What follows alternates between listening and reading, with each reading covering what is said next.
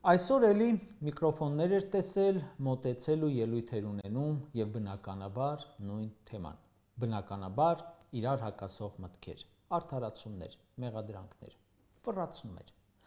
Արցախի հարցով այնքան է ֆռացրել, այնքան տարբեր բաներ է ասել, որ անիմաստ է հերթական անգամ գտնել, բերել ու իրար կողք դնել այդ արդարացումները։ Անիմաստ է, ջուր ծեծոցի։ Ասում է բանակցությունների սենյակում ես չեմ տեսել որևէ բան, որը կհակասեր հրապարակավ արտահայտած դիրքորոշումներին։ Սրանով իբր արձագանքում է Բայրամովին, որ Փաշինյանը բանակցությունների ընթացքում հանկարծակի փոխել է դիրքորոշումը։ Իհարկե հանկարծակի դիրքորոշում փոխելը Նիկոլից հավատալու է։ Նա ասում էր Արցախը Հայաստան է եւ վերջ, հետո հանկարծակի ասաց Արցախն էլ է Ադրբեջան, Կիրանցն էլ է Ադրբեջան, Տիգրանաշենն էլ է Ադրբեջան, Շուրնուխն էլ է Ադրբեջան եւ այլն։ Երբ Փաշինյանը դարձյալ խոսում է իր բանակցություններից, թե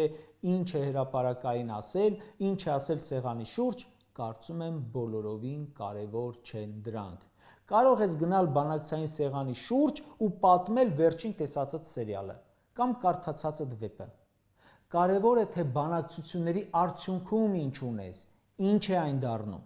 Երկրորդ նախագահի բանակցությունների արդյունքը եղել են մադրիդյան սկզբունքները, որով ամրագրվեց Արցախ ինքնորոշման իրավունքը։ Առաջին իսկ կետում Նիկոլի բանակցածի արդյունքը եղել է Պրահայի փաստաթուղթը, որով Արցախը Ադրբեջանի կազմում է։ Էս է արդյունքը։ Պատմական փաստը էս է, խոսքերը անիմաստ են։ Կան կոնկրետ փաստեր։